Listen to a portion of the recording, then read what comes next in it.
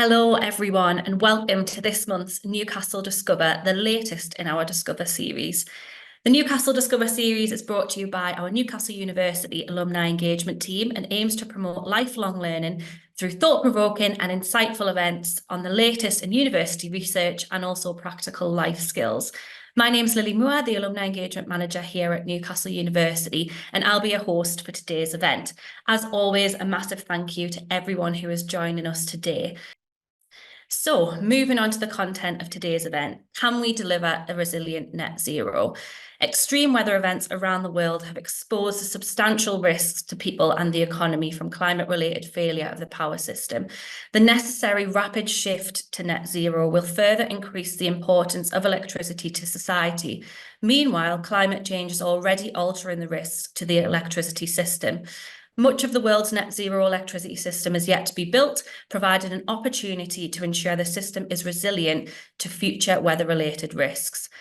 In today's Discover, Professor Richard Dawson is going to introduce these issues and set out the adaptation actions that are needed to help address these risks and maintain infrastructure that is both resilient and supports net zero greenhouse gas emissions. We're delighted to be joined today by Professor Richard Dawson, Director of Research in the School of Engineering here at Newcastle. Richard's research focuses on the understanding and managing climate and environmental risks to cities and infrastructure.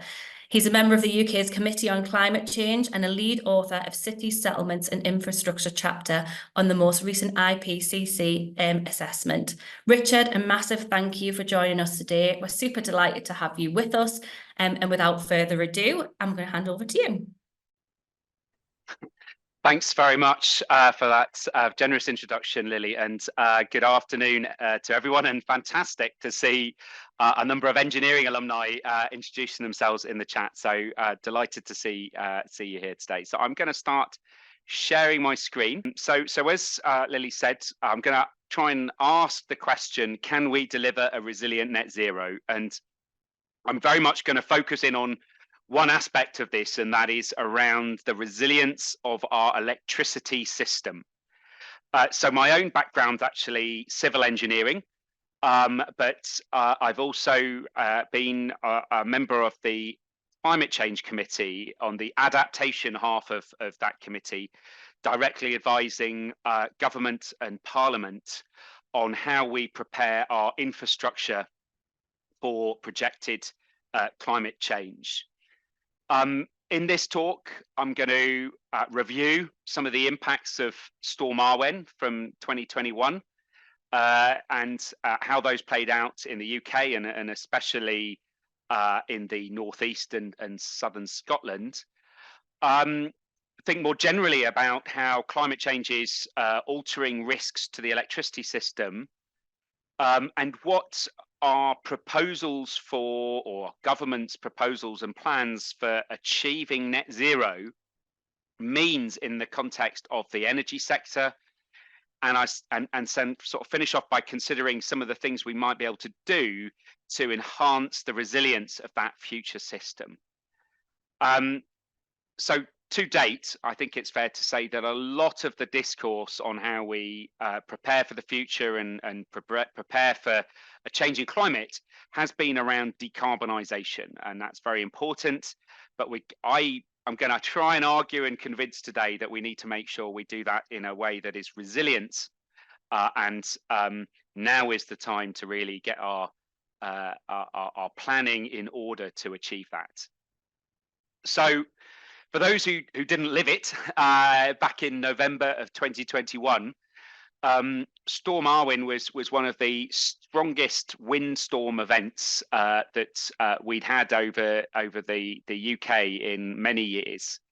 And the peak wind speed was recorded just north of Newcastle, so about 20 miles north. But there was a red, so this is the highest wind warning that the Met Office give, a red warning delivered across large parts of the northeast coast and southern and central Scotland's east coast as well. That the wind came from an unusual direction. It wasn't the typical sort of southerly, more of a northerly and westerly direction. So coming from the northeast rather than the north, rather than the south west, and that we also saw not just high winds, but in some parts of the country we saw flooding, huge waves smashing against our coasts, and some snow and ice as well in many places. And then after Storm Arwen in November 2021, we were hit very early on in 2022 by a series of other storms, Malek, Corrie, Dudley, Eunice, and so on, the names seemingly going on and on over the months soon after. And that what we saw in that time, first off, was a very widespread impact on our electricity network. Just some of the kind of gratuitous infrastructure damage pictures that kind of all over the subsequent reports and internet in the aftermath of the storm. But what you can see in that map in the sort of the top left corner of the slide is the number of houses without power over the course of a couple of days, from Friday afternoon through to Sunday, and a very, very, very kind of deep red blob there in the northeast in Northumberland, which was especially seriously affected by loss of power. And those played out. In some cases, people were brought back online within a few hours, some a couple of days, but there were some people who were still without some thousands of people, and it wasn't a small number, without power for well over a week. So very significant, and this was understandably the most, I suppose, visible and certainly most discussed impact of the event. But for many people, losing the sort of electricity was more than just about losing light. That people who were dependent on electricity for heating also lost their heating. That there was disruption to the gas network as a result of electricity failure or other storm damage to that infrastructure. That disruption to transport networks meant that repairs were made more problematic as engineers struggled to get out on the road and do things. These other sorts of impacts, like the flooding and the ice and the snow, also disrupted those attempts at repair. We saw loss of water supply to a number of communities. Again, that was initiated in most instances by a loss of power to pumping stations or to key switches which may be activated, treatments mechanisms or other parts of a sort of water process automatically, but also were hindered by inaccessibility due to transport disruption. And I think most interestingly, beyond the electricity impact though, was around communications. And I remember from the not quite hurricane of the 1980s that many people on the call might have also lived through as well. I was based in the southeast at the time, lost power for over a week, but we always had our phone line all the way through this. And that's because our old exchanges, copper-based telephone wires, got their power from the telephone exchange. So if you had a telephone line that was connected, you had and could make and receive phone calls. Now, increasingly, our telephones are digital. More and more places, not everywhere, but more and more places are reliant on a digital connection to their house for a landline. And without power, those digital connections don't work. If our people live in rural areas with poor or no mobile phone signal, then they are reliant on that digital landline connection.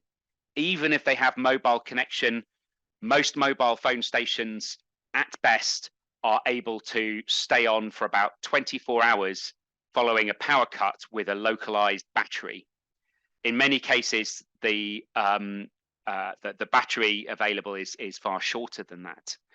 And so what we found is that there were some places in rural Cumbria and Northumberland, in the north of England, that generally small villages, but they were isolated from all of their infrastructure services. They didn't just lose power from electricity, they lost absolutely everything and were effectively completely off the grid.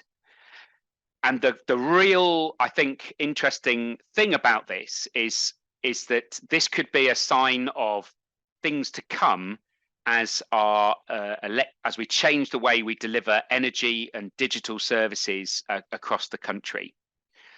And that is why I think, and why the Climate Change Committee that I'm part of have also voiced concerns around the need to make sure that as we transform our infrastructure to be net zero, we also ensure that it is resilient and indeed enhance its resilience.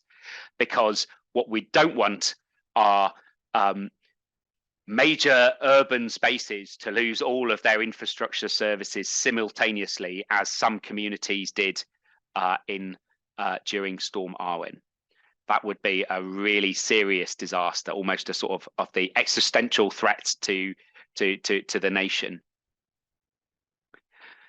And so why is this a concern? Well, as greenhouse gas emissions can continue to occur, that we are seeing our planet continue to warm relative to the kind of historical pre-industrial revolution baseline. In recent years, that on average we've seen our planet warm by over 1 degree above that pre-industrial revolution sort of baseline. And indeed, in recent months and the last couple of years, we've seen the planet also exceed a global average temperature of more than 1.5 degrees above that industrial baseline. And if that continues over the next decade or so, then it will be considered that the planet has changed its sort of climate to be 1.5 degrees warmer over that longer term trend. And what this graph just shows is some of the sort of projections, depending on how successful we are at mitigating our greenhouse gas emissions or not, how much kind of global average warming we might expect to see. And this has implications. A warmer planet has implications for our day-to-day weather. That, of course, there's still a significant amount of natural variability, but we will expect to see within the UK changes in the frequency of extremes of heat, extremes of high rainfall, and extremes of low rainfall. So basically more heat waves, more floods, more droughts, and potentially, although there's a lot more uncertainty in this, also more windstorms as well. And all of these have risks to our electricity system, that whether that is a direct impact, we know if it's not good for electricity to meet water. And indeed, there's been a number of instances of flooding, for example, disrupting generation of power and transmission and distribution.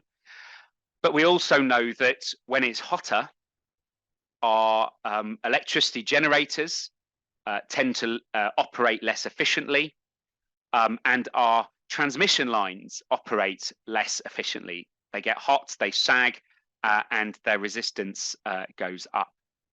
But we also, at the same time, when the weather's warmer, we also experience higher demand on our system. Just as when it's cooler, we experience higher demand on our heating systems, and so on. And so that all of these sorts of impacts, whether those are changes in heat, floods, droughts, storms, or so on, have the potential to disrupt our ability to deliver the electricity service. Another interesting one, depending on the extent to which we are reliant on renewables, are not so much, whether the wind is day to day delivering for us, but what we have seen are some large areas around the British Isles having what's referred to as a wind drought, so very low wind speeds over large geographical areas. And of course, all of that can impact our ability to harness that wind to actually deliver electricity. So we're going to look at some of these and what they might mean for risks to our system and how we can go about trying to manage those. But before we kind of look ahead, I just want to sort of look at where we're at the moment, and that although it's very easy to sort of point out that we need to go further in our decarbonisation efforts and further in our adaptation efforts, the UK has still achieved quite a substantial transition in its electricity system already.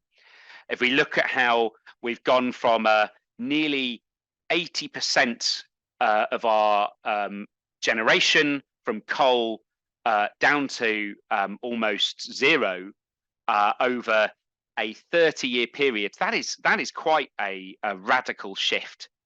That, of course, has been that change has been met through massive increase in renewable energy generation and a transition to gas, which is lower in terms of its sort of carbon intensity. And that has been, you can see and track that drop in greenhouse gas emissions on the right-hand side of the screen there, showing how the UK over the last decades, greenhouse gas emissions have really fallen substantially. But that's just from electricity. That doesn't include our, if we use gas heating in our homes and transportation energy use and so on. Whereas if we are to deliver and achieve a truly net zero economy, we have to go far beyond just our electricity sector. We have to look at a much wider range of sectors in terms of decarbonising our transport, road emissions, farming, land use, waste management, and so on. That the if you like, the vision of net zero touches everything we do, and electricity is a significant part of that. But actually, it's of growing importance, certainly in the way that the government is setting out its plans for how we need to meet these goals. And this is one of the kind of pathways that's been put forward here of how we achieve that. This is, if you like, the left-hand side of this Sankey diagram shows the source of energy of our current energy mix. So you can see that some of that is for electricity generation. And then that's the sort of the stuff that goes yellow on the right-hand side. There's some for transport, and then there's a lot there predominantly for heating and transportation, which is gas and oil based. And this is our mix, or effectively how we generate our energies on the left and how we use our energy on the right-hand side of this figure. That's where we are at the moment, and the government's intent over the decades ahead is to go from this, if you just keep an eye on the kind of colours, to this, where we see a huge shift from from gas and oil as one of our energy sources through to wind, nuclear, solar, and electrolysis as part of the process. And then on the right, you can see how that, if you like, is impacting and feeding into use. So we are electrifying some sectors, like, or at least that's the plan, to electrify our transport sector and electrify more heating in our homes. But of course, not everything is suited to that. And so this pathway here, this change from energy source of the kind of grayer, high carbon sources through to the low carbon, you don't have to be an expert in this space to see that that's a big shift. That's a huge shift in the amount of energy that we need to generate from different sources, and we need to make that transition over the coming decades. And a big part of this challenge is the electrification of society. Here you can see that our electricity demand, which has been broadly actually kind of on a slightly decreasing trend, often driven by efficiency measures, is projected to grow as we move some traditionally liquid or gas-based, if you like, energy sources into to electrify them.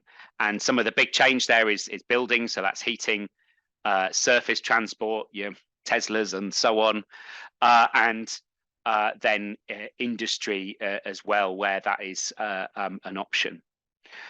So that's a significant shift over, putting more strain on our electricity system, and as part of that. Now, what might that mean? Well, that if we are to decarbonize, and you saw the very aggregated sort of pictures of the Sankey pathways, which went from a kind of grey on the left-hand side to mostly green, that implies huge growth from where we are at the moment. And you can see this bar chart on the left showing the grey blobs of our kind of current capacity to where it's projected we need to be to achieve the right level of if you like, renewable supply to meet our kind of carbon and energy security aspirations. And that what you'll also see there in the right-hand side is a map just highlighting that the location of demand and the ability of those regions to generate that renewable supply is different. Southern England, perhaps unsurprisingly, higher demand, less capabilities to meet that directly within its geography, whereas Eastern England likely to become a major, if you like, supplier for the rest of the country. And that's what I'm showing here is currently we're just focusing on the headline numbers here, the kind of the gigawatts, if you like, and the carbon indicators. But for me, as what makes this especially interesting and complex is not those headline numbers, which is what we often see.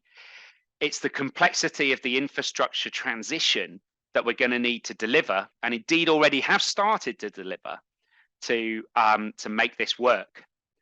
And if you look at the left-hand image, this is the location of our current gas-powered stations. And one thing that strikes me is that each of those blobs represents one of the big power stations, but they are quite concentrated. And if you compare that to the right-hand side, which showing current locations of wind farm capacity, you'll see that they're often in quite different locations to where the left-hand side blobs are. And if we're going to shift away from gas to renewables, our kind of distribution, the spatial complexity distribution of our generation is going to move from a relatively modest number of concentrated areas of high generation capacity to a very large number of smaller generation sites.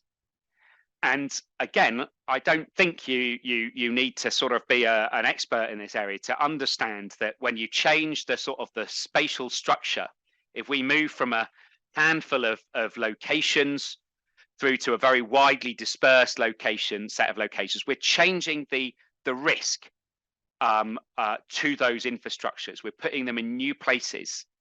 The connections between them are different. So the way in which a heat wave or a flood or a windstorm plays out and impacts that new infrastructure is inevitably going to be different. And that's one of the big challenge, I think, because as we build new stuff and we put it in places where we perhaps traditionally haven't thought about the local infrastructure risks, we are changing the nature of that risk. not necessarily always for the worse, although here again, some nice gratuitous shots of infrastructure damage. But the real question is, how do we site and connect our infrastructure to ensure it is resilient and can deliver that security of supply moving forward? Or, to put it another way, where will we charge all of our Teslas? So this is an example of one of the ways we've gone about doing this. So this is work done with a couple of colleagues in the School of Engineering here. And what we've done is we've integrated a number of different modeling components here. So on the one hand, we have some weather modeling, looking at how windstorms propagate across the UK.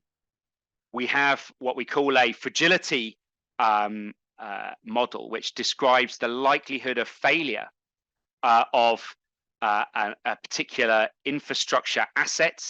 In this case, what you're seeing here is the likelihood of transmission lines and pylons sort of being blown over and damaged during windstorms, based on real data. So what you're seeing on that plot is real data compiled diligently by my colleagues Sarah Dunn and Sean Wilkinson here, to understand how likely it is that asset will fail under different kind of windstorm conditions.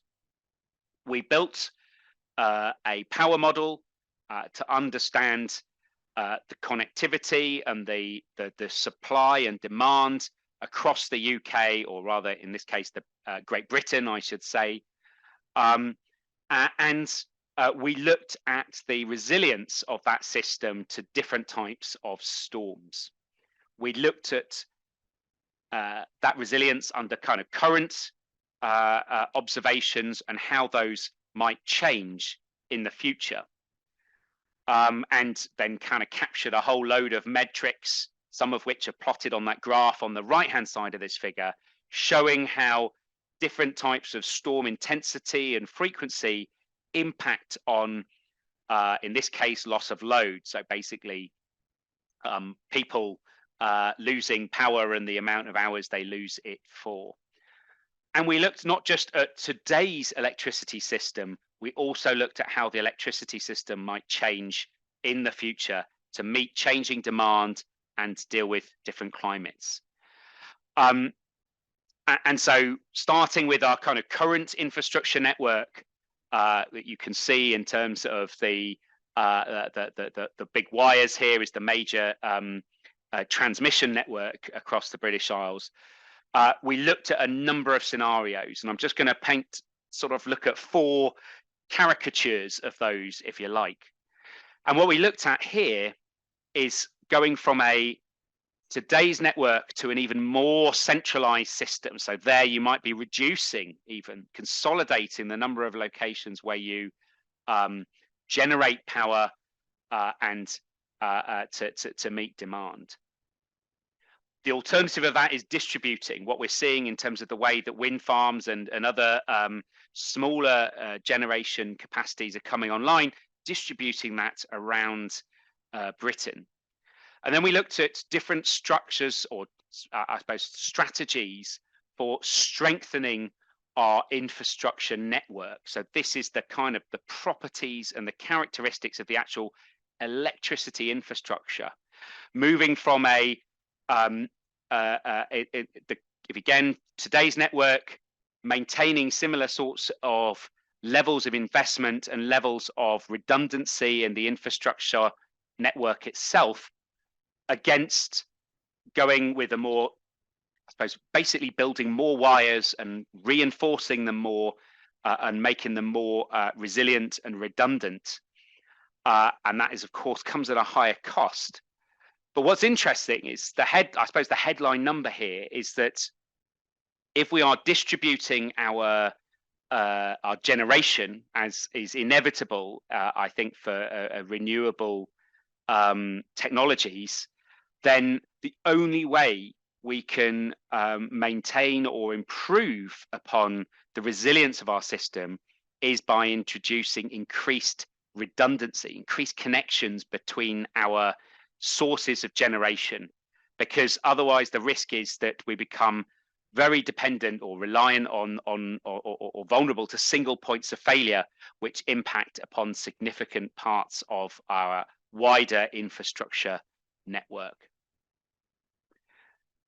And so that's, I suppose, if you like, one kind of important adaptation strategy, network-wide thinking around the reliability of the system as a whole in terms of its structure and what we can do to actually enhance its resilience. Another part of the challenge, though, is actually can we maintain power and generation capacity across the network with our weather conditions and other factors changing? And so this was some work that we did through the Climate Change Committee to look at this, looking at different scenarios for decarbonisation of the network and changes in electricity demand.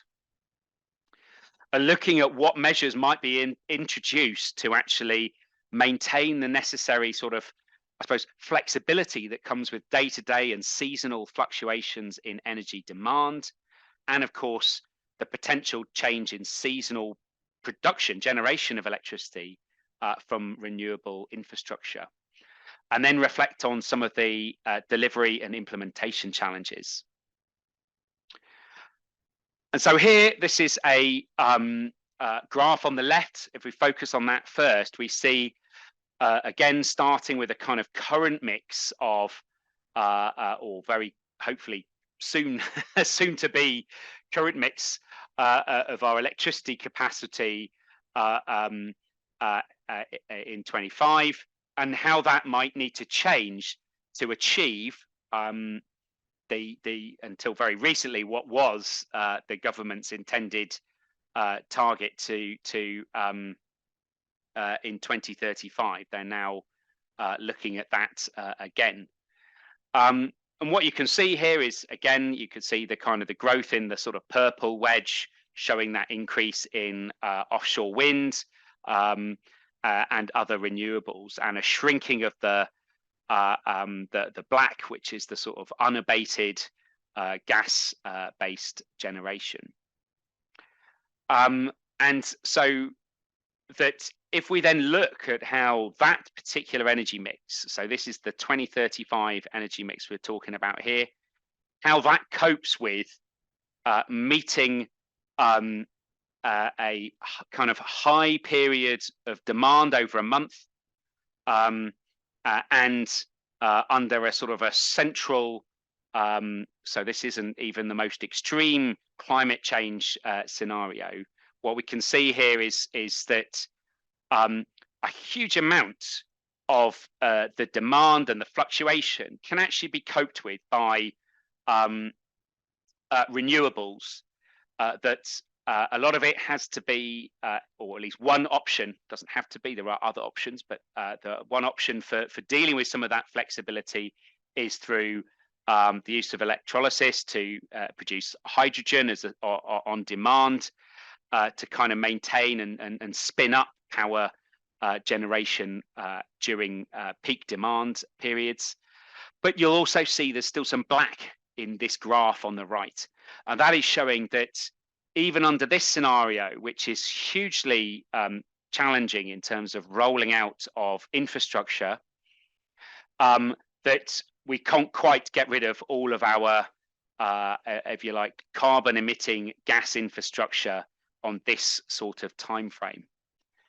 And to put this in context, that to achieve this sort of change in infrastructure that is seen in the left-hand graph there, effectively a sort of, I mean, it's almost a tripling, I think, of the offshore wind capacity, for example, and that what we would need to do is be building at 40% higher than the fastest kind of build year to date.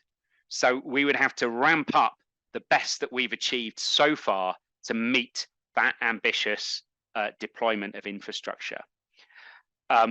Interestingly, with solar, if we can kind of maintain our best rollout over the last decade, best year from that decade, then we can achieve that. So we've shown that we can deliver in some of these areas that sort of change. But this is kind of, you know, putting the foot to the floor faster than we've managed to achieve it to date, and we still don't get rid of our gas entirely in this scenario. And I said that one of the sort of the technologies that was looked at as part of this, one way, and I'm going to focus in on hydrogen, because there are other options, but hydrogen was of particular interest to a number of people as to how feasible this might be, is to use hydrogen as a way of providing some of that generate on demand fuel. So this is when we all switch off, halftime in the football, everyone goes off, flicks the switch on their kettle. Power needs to suddenly ramp up very, very quickly, and the wind doesn't always behave on demand in the way that we might like it to. So hydrogen can be used to decarbonize some applications that can't be easily electrified, some of those sort of fuels and so on and transport and so where liquid fuels or gas fuels might still be required. It's also very useful for providing that flexibility, but of course we don't always have it where we want it. And again, one of the things that we looked at here is if we were to provide the level of hydrogen needed to provide the sort of the flexibility that I showed in the earlier graph, and you can see the sort of the gross amount of flexibility needed there. I mean, it's potentially huge amounts of numbers of gigawatts for often very short periods of time, that we need a lot of pipe capacity to carry this fuel around. And we need to build that in a number of parts of the country. You can see there that parts of the north and the Midlands targeted for significant, in terms of potential opportunity to support that change and a transition to a hydrogen, if you like, flexibility as part of our renewable mix. But that is a very significant change, and one which has barely started in the context of the sort of necessary scale that might need to be delivered over the decade or so ahead. I said that we also looked at some of these wind droughts, this idea of a long time frame period of low wind across a large geography. So far, to my knowledge, we've never seen an instance where the entirety of the British Isles is without any wind. But at the moment, you know, there's a significant proportion of our wind generation on the East Coast. And if there is a significant wind drought over that location, that does obviously significantly lower the renewable capacity across the country. And we looked at, in this case, a very significant wind drought. It's about 1 in 50 to 100 year event, drop in capacity for a month. And it really highlighted that you can see on the right hand side the difference between, if you like, the left hand column of these graphs showing what would happen in a sort of a normal period, through to how significant a wind drop could be. So taking off 20% or more of your kind of generation capacity is really non-trivial. And that really highlights the importance, if we're going to ensure a resilient energy system moving forward, of maintaining a significant degree of flexible generation capacity. And that this study showed that hydrogen could achieve that, but the significant enabling infrastructure and supply chain challenges to achieve that over the kind of time frame the decade or even more than that to actually meet that need. There are other ways that you could, of course, maintain some fossil fuel based gas spin up power plants. You could look at increasing your other infrastructure, biomass or so on, that allowed something to be put in place of changes in wind or drops to solar and so on. But it has to be there, and it has to be quite a significant part of our capacity still, and potentially more significant given the change in the way we're powering many other sort of sectors, and especially if we think about the fluctuation in heating demands during colder months, the real importance of being able to maintain that supply to ensure the sort of health and well-being of our population.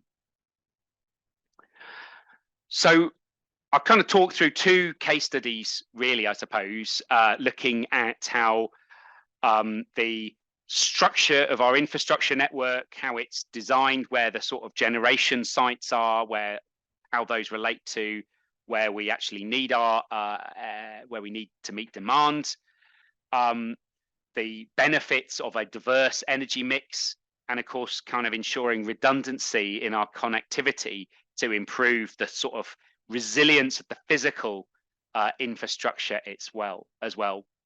There are some really important things which we're not doing at the moment, that resilience standards in this space are not addressing future climate change. That at best they are thinking in terms of existing weather systems, existing energy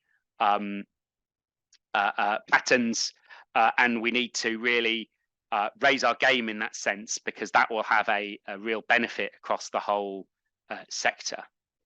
That our governance of our energy system needs to have resilience to a changing climate at its very heart. At the moment, only one of the infrastructure regulators, so I'm talking here about Ofgem for energy, Ofwat for water, and so on.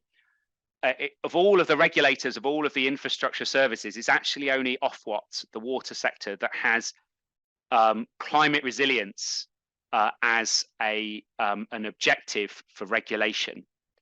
And without embedding that resilience at the heart of our regulation, then all of the sort of signals that propagate through will be a lot weaker in terms of ensuring and prioritizing investments in resilience electricity supply moving forward. And of course, in other cases, we can't build everything infinitely hard and strong. There's always, Mother Nature has this really frustrating tendency to be able to throw something at us that we've never quite seen before, or just literally can't afford to design against. And so a key part of this is also ensuring that communities, especially those more vulnerable at the peripheries of our infrastructure systems, are also supported through more localized resilience measures, whether that is local generation or other forms of support. And whilst I haven't really sort of talked about the latter, I think the two examples from the work we did with the Climate Change Committee on sort of looking at the hydrogen as one way of compensating for flexibility and diverse energy supply, and the earlier work on the sort of structure of the full network, I think cover many of the other options that are available to us to enhance the resilience of our energy system. So just to summarize, I kind of posed this question at the start: can we deliver a resilient net zero? I think, frankly, we can't afford not to. First off, we're investing billions, hundreds of billions in our new energy and new infrastructure systems. I think the government has committed, and this isn't specific to net zero, the government will be spending something like 700 billion at least over the coming decade on infrastructure upgrades alone. That's a huge amount of money, and if we kind of design it and build it for last year's climate, then we're effectively wasting our money. But we also, as we change the way we use energy, as we make and are increasingly reliant on electricity as our core, if you like, backbone, it becomes an existential risk to the nation not to. I started showing examples of Storm Arwen, where there were small settlements in rural areas in Northumberland and Cumbria that lost all of their infrastructure services for a period of time. Difficult to imagine what that would be like and how tough that would be in today's sort of economy. And if we were to lose that on the scale of an entire city or region of the UK, that would be catastrophic. And so we can't afford not to, because we don't want to wait. We want to make sure we spend our money wisely, but we can't afford not to because of the kind of existential threat if we don't get this right, given the wider context of the changes. That I've shown that we do need to maintain some sort of flexible, low carbon technology alongside our renewables and nuclear and so on, and other parts of the energy mix. That as we move towards more renewables, we are decentralizing our network structure, but we also need to make sure it carries more power to meet the growing and changing demand, but also that it's more redundant, that we accept that there will be bits that probably do get knocked out, and we have to make sure that that doesn't lead to some kind of cascading failure and problems elsewhere. We do need to make sure we're stress testing our system against a very wide range of impacts, whether that's extreme weather or whether that's periods of reduced generation or particularly high demand, and of course combinations of all of the above. But one of the things this does have the advantage of, and there's often a lot of discussion in the media around how expensive meeting net zero is, but getting ourselves off this sort of volatility of the international fossil fuel markets is hugely advantageous to consumers in the long run. That there are a number of actions that can benefit both our resilience and meet our net zero objectives, and of course there are some that don't. But there are some serious challenges to actually deploy and accelerate the deployment of our infrastructure to actually deliver this in a timely fashion. And that we do need to get on top of those and tie up some of the sort of the policy gaps and practitioner sort of, I suppose, practice that we kind of currently have established to actually deliver at the necessary scale and ambition that our governments of successive decades have repeatedly committed to, but not quite where they need to be at the moment. And so on that I'll thank you all very much again. There's some great reports out there that have been published by the Climate Change Committee that I've kind of drawn upon, and other key people as well. But also, of course, I provided the citations for some of the research in small print at the bottom of the slides. So thanks very much, everyone, for your attention. Very happy to stay and chat and get some questions. Amazing. Thank you, Richard. So for everyone who's online and still with us, we have sort of just under 10 minutes for a bit of a Q&A session. So do use this opportunity. We have some pre-submitted questions, which I'm going to kind of fire away first, if that's okay. But that'll obviously give everyone on the call a bit of time to type in any questions via the Q&A or the chat. So we had, obviously, Richard, you've seen the pre-submitted questions that we have had. And I wonder if we can talk a little bit about the role of oil and gas in the energy transition through to 50/50. And is there a role for oil and gas in that transition? I think inevitably, yes, is the answer, that we are currently hooked on it. You know, I'm sure we all wish that were not the case. But as you have seen in some of the work that I presented, that there is a significant amount of work that needs to be done, delivery that needs to be done to even get us to a stage where, and what I didn't say was that in the example I gave of 2035, after a really kind of significant growth in offshore wind and solar and other renewables, that we probably would expect about 2% of our energy mix to be covered by gas in that scenario. So even under that very ambitious transition, that is still a bit of gas coming out there.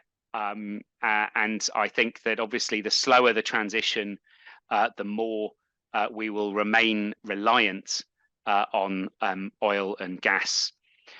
In terms of where that comes from, I mean, that's a little bit beyond my particular expertise.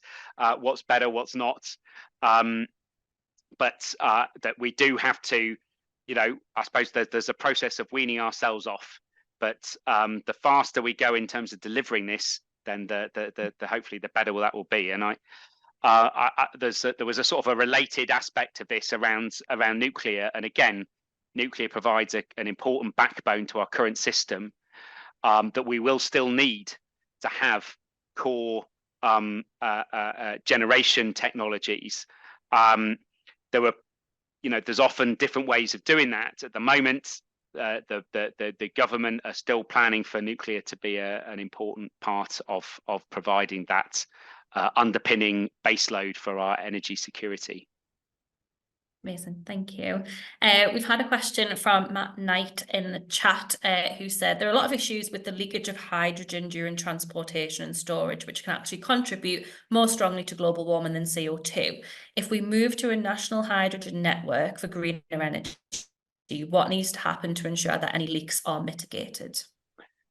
Yeah, I mean, okay, so I am not a hydrogen infrastructure expert, but I think there's a very good point here. And what's the scenario that we looked at in the example I gave was using hydrogen as a sort of effectively looking at a hydrogen spine, a sort of a pipe connecting a relatively modest number of important in sites where hydrogen might be generated and where hydrogen might be stored, so that you can then tap into that stored hydrogen, convert it to electricity, and then feed the grid. And so what would have to happen is that under that scenario, that infrastructure, basically the big north-south pipeline and a couple of east-west spurs would need to be built to a very high standard, much higher than we build natural gas pipes to, because our hydrogen is also a smaller molecule, so it gets out more easily. I think this is one of the big challenges. But if we limit our use of hydrogen to that, then the infrastructure should be easier to maintain because it's more confined.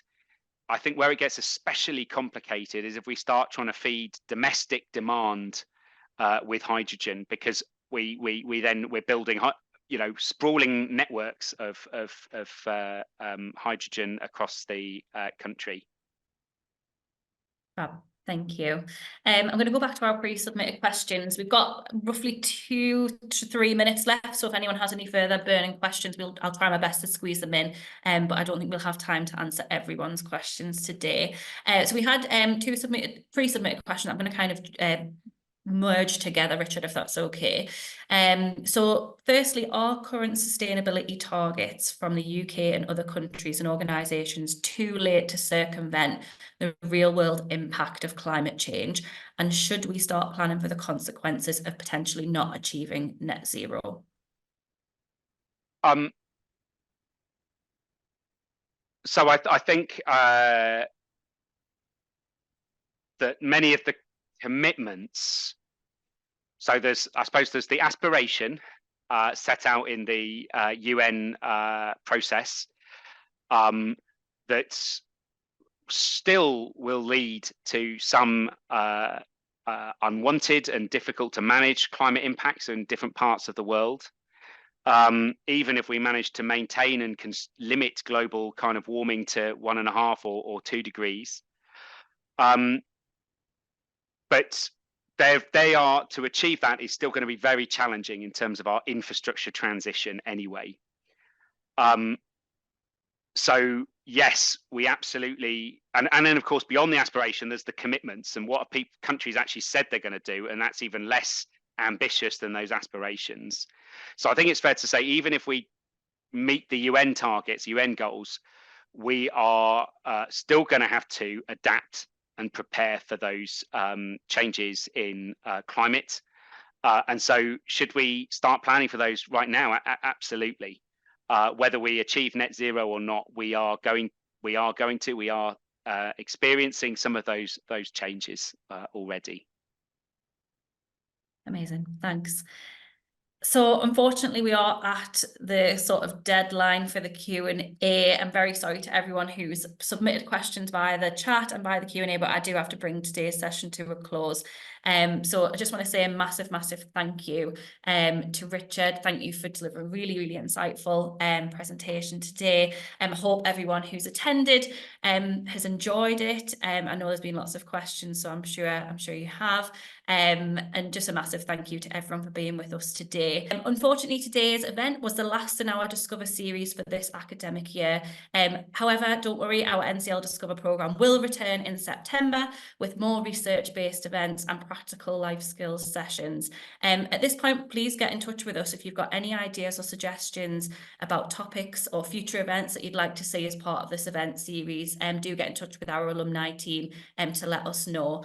Despite Discover coming to a close, that is not the end. There are more alumni events coming up over the summer. The main event that we are running is our Alumni Refresher Weekend in July. We all have powerful memories of Freshers Week and setting foot on campus for the very first time, but don't let that fun stop after graduation. The 2024 Alumni Refresher Weekend is your opportunity to relive your university days and reinvigorate your love for Newcastle. And we hope that all alumni around the world are able to join us for that programme and between the 12th and the 14th of July to connect with each other, develop professionally and discover new horizons. You can scan the QR code on the screen now for the full programme and make sure to secure your place as soon as possible. And we hope to see as many of you there as we can. As always, our team are always here to get in touch if you want to find out anything about the alumni community at Newcastle, and you can also visit our website. A final massive thank you, Richard, for being with us today, and to everyone else, enjoy the rest of your day, and we hope to see you all at another event very soon.